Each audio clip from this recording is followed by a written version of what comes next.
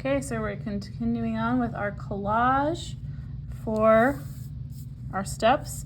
You will find magazines over in the red shelves. It says collage. You will also find a shelf that says Mod Podge. You will need both of those things. In the drawer that says Mod Podge, you will find little cups of Mod Podge, and you'll also find some stiff bristle brushes. Make sure you wash your brushes out with hot water at the end of the day and just leave them sit in the sink, okay, with the tips up, because you will want to make sure you get all the glue out of there. For today, you are going to be using magazines or pattern paper, which is also in the red shelves if you want, to fill your space. I have chosen some colors that go well with what I already have happening here, so I've looked for some blues, I've looked for some greens. You need to tear them up, and I usually go with about the size of my thumb is a good size to go from. You don't want them too much bigger or smaller than that.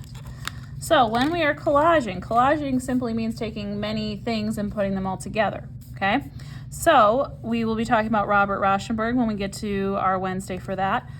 He was an artist who used a lot of collage images in his paintings, and they were often made of many materials, not just magazine or paper, but multimedia. For this section, however, we're just going to be using paper to create your collage. When collaging, I want to take a small amount of Mod Podge and I want to paint the area that I'm going to place my items on. I like to just take the lid that came with the Mod Podge and set my brush on that lid when I'm setting it down, so I don't have to worry about it getting on the table.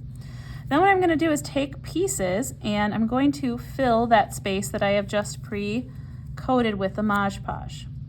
Just going to try and fill in that shape. And I might need to overlap my pieces.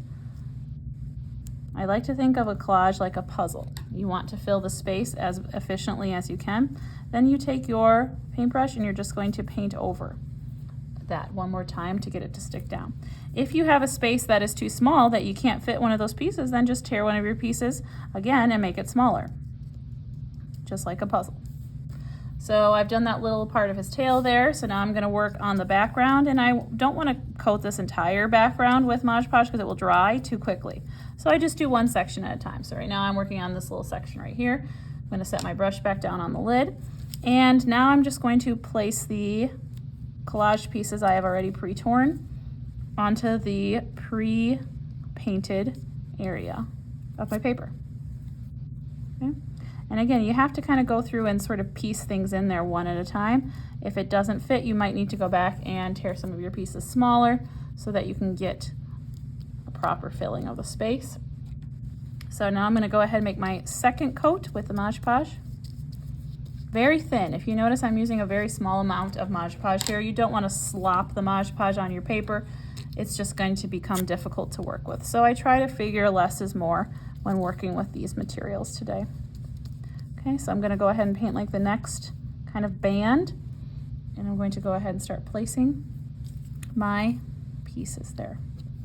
With this, your goal should be that you are filling the space efficiently, you are overlapping so that there is no gaps, and you're trying to use the materials the most efficient way as possible. So I have a big area to fill here. Again, if you sort of feel like this is a lot, you can always chop that shape up and make it smaller. Of course, then you will have another technique you'll have to fill that with, but that is always an option. The criteria was just that you had 8 or more spaces, so you can certainly have more than 8. And you could do a different technique in the remainder of your shape. Okay. So again, overlapping. Then as I finish that row, I'm going to go ahead and coat it the second time. Everything needs to have at least 2 layers. The layer you put down to stick the magazine, and then the layer that you place over top of the magazine to seal everything. Okay. And I'm just going to continue to build up this space until it is full of my collage pieces. Starting to get kind of a nice color combo here. When I do this, the first thing I did was I kind of went through some magazines and like picked out some colors that I thought would go along with my color scheme here, and then tore them up so that way I would have everything ready to go in quickly and collage them all together. So try to prep for this step by finding the colors you want first, tearing the colors into those thumb-sized pieces before you begin to glue them down using your Mod Podge.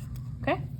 All right, and so I would continue all the way up. And again, if you think that this is like very tedious and you don't want to make a space this big full of magazine images, I could divide the space in half and then fill my magazine up to that halfway point, and then my remaining section that I would have made, I can use another technique I've already learned, such as pencil or pointillism or oil pastels. Okay, thank you.